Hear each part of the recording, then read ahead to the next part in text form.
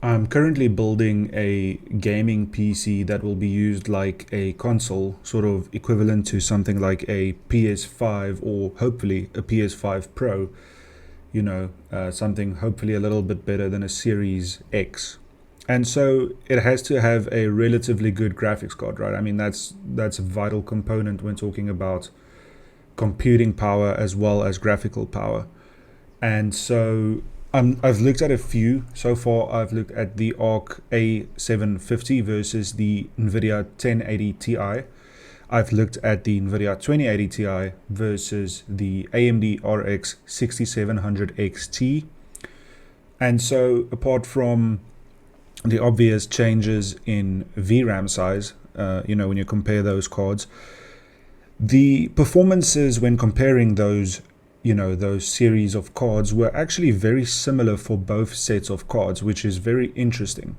Now, today I'm comparing two Nvidia cards, and the reason for this is I'm trying to decide what I want to buy to use in the media PC, console PC that I'm building. And so, without going on too much about it, let's take a look at two Nvidia cards today. We've got the RTX4060, which is at this point a couple of years old, but still a relatively good contender when you're talking about high-end 1080, low-end 1440p gaming, versus the RTX3070, which is a little bit older, but it is quite a strong card, in terms of raw performance, and it is still relatively new, so it's still relevant enough so that you get most of the technology.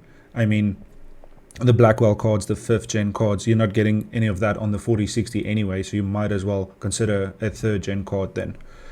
And with that said, let's take a look at the performance that it offers. On the one hand, the 4060, when you're talking about Hogwarts, this is 1080p Ultra with ray tracing on, and then DLSS enabled. Hogwarts is getting an average FPS of 106 on the 4060 at 1080p, and let's just go back there, and 87 on the 3060 at 1080p Ultra settings, ray tracing on, DLSS. So there's quite a big difference, right, at 1080p. I suspect at 2K at 1440p it's going to be a bit closer.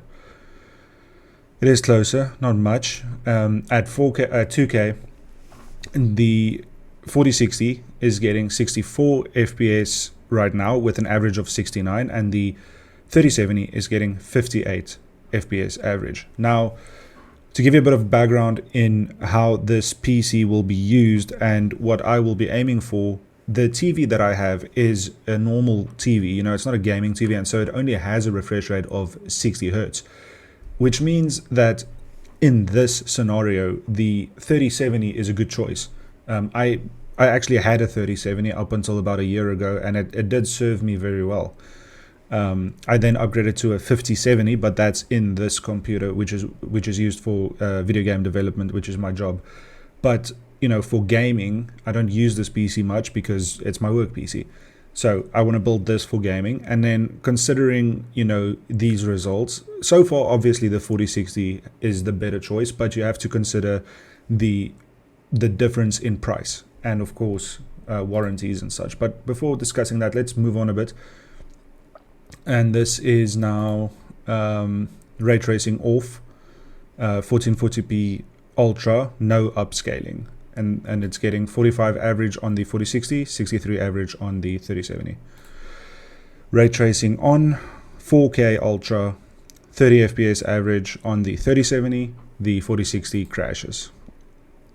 Interesting results. Moving on to a bit of a cough. Moving on to what was this game called? It was Jedi Survivor. Initially with 1080p Epic. Now this is quite a difficult game to run, so it's going to be interesting to see how it does. Ray tracing on again, FSR on.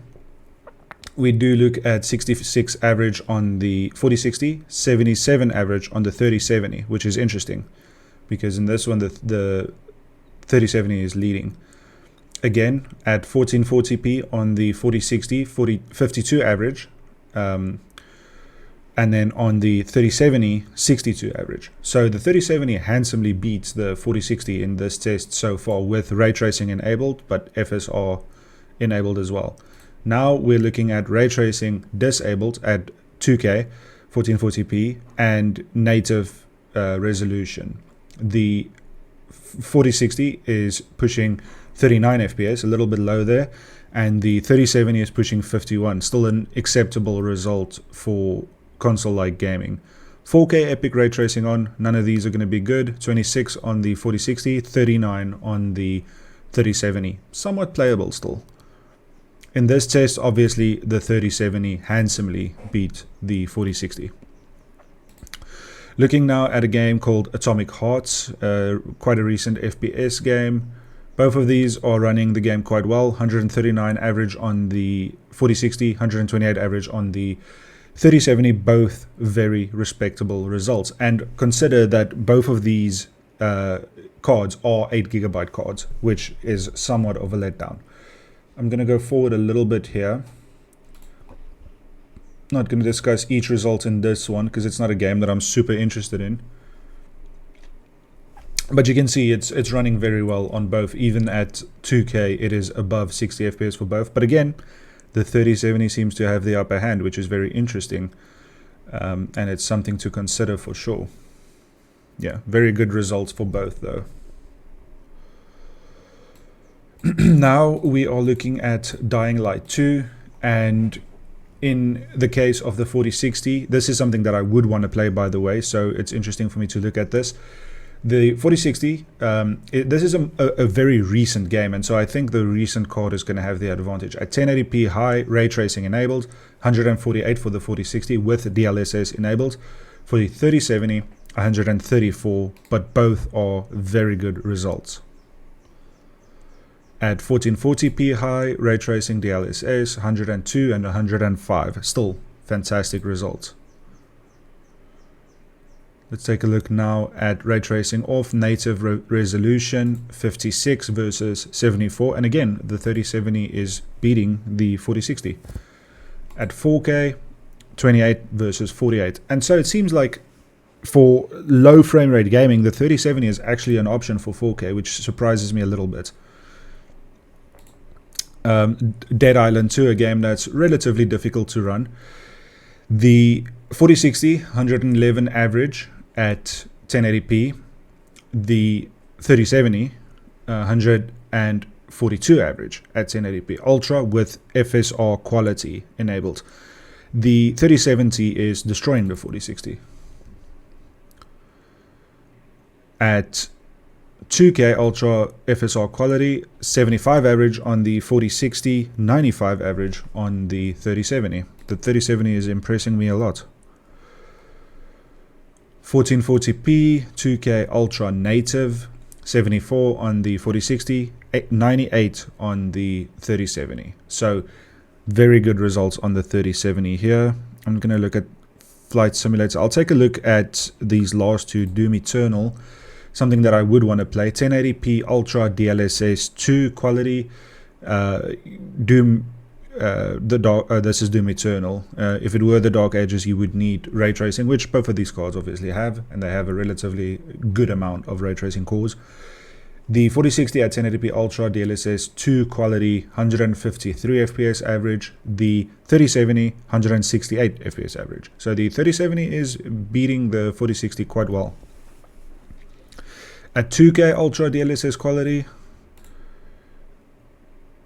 the 4060 has an average of 32 FPS. I'm not sure if this is accurate. I feel like the person that ran these results, something might have gone wrong, but 41 on the 3070 at 1440p Ultra native, 116 on the 4060, 136 on the 3070. Fantastic results there for the 3070 again. Last of Us Remake, 4060 is getting 66, the 3070 is getting 81 average at 1080p Ultra with DLSS enabled. Both are pretty good results, but it's a little bit low for the 4060 there because it's 1080p. 1440p, 2K, 52 for the 4060, 63 for the 3070. Again, the 3070 comes out on top. at ultra native, 37 for the 4060, 45 for the 3070, which is about my cutoff point. So let's talk about these results. The 3070 handsomely beats the 4060. It destroys it, to be honest. This is somewhat surprising to me. Both of these are using the exact same test system. I don't really speak much about the test systems usually, because as long as they use the same ones, you know, the results are relatively accurate. And so with that said, the 3070 seems a lot better than the 4060 for most use cases. I know in some newer games the 4060 will have a slight edge, but it's not going to be much of an edge, and for the most part the 3070 is beating it very well. This makes me consider the 3070 for 2K gaming, because you'll remember at most of these games on 2K, even something as demanding as Star Wars Jedi Survivor 2, at 2K, as long as you have some FSR, I mean, this is epic settings, ray tracing enabled, FSR quality, and we are looking at it at 62 on the 3070, which is my target. 60 FPS would be my target for 2K gaming. And so it's an interesting result because it's a lot better than I thought it would be. If we talk about pricing, the 4060 secondhand is still very expensive. The 3070 secondhand, it's not cheap, but it's a lot cheaper than the 4060 secondhand. The 4060 goes for, you know, I've seen it for as high as 6,000 Rand, but you could get one for 5,500 Rand if you're lucky. The 3070, on the other hand, if it's not the TI, you could get one for 4,500 Rand. And to put that in US terms, that would be about $320, $330 in the case of the 3070. In the case of the 4060, up to between $350 and $400, closer to $400 for the most part. And so with that price difference and the performance difference, I think it's more worth it to get a 3070, because both of these are second-hand cards at this point. I don't see 4060s for sale anymore. I'm sure you could find one, but it's not going to be worth the price with the 50-50 around. And so for me, I might seriously look at the 3070, because it seems like, you know, VRAM aside, it does only have 8 gigs of VRAM, but, you know, besides that, it seems like a very strong performer. Which has surprised me a bit, but, you know, to be fair, when I had it, I used to play at 1080p, and you know, there was nothing that really challenged it much at 1080p, so I guess it shouldn't be that much of a surprise. I'm gonna seriously consider it. I think it's the winner between these two cards so far, between the 1080 Ti. Look, it's not pure performance winning, it's also to do with, you know, Rand or dollar to performance, let's say dollar to FPS sort of metrics. And I think the 3070 is doing very well on that chart. Maybe the last video in this series, I can take a look at putting all of these cards on a chart like that with these specific tests and seeing, you know, how it does compared to other cards. But I think the 3070 is probably the highest performer in terms of FPS to cost, and I think the 4060 might be one of the lowest if you think about its price. The 6700 might also not do very well, and the A750 might be about third there. I think a card you could consider comparing to this might be something like a B580, or from AMD maybe something like a 6700 or a 7600, something like that, but those cards are a little bit more expensive. The B580 you could get new though for around these prices, and that makes that card interesting. I definitely want to take a look at that card. I might do Intel versus AMD for the next one, but as far as this video goes, I think so far the 3070 is definitely in the lead, and I'm going to be looking at, you know, whether I can find some good deals on it. What are your thoughts? Do you think the 3070 is still worth it in 2026? Do you think the 4060? It seems like such a waste to me now, having seen these results. What's your opinion on that? Comment down below, and I hope to see you in the next one. Cheers.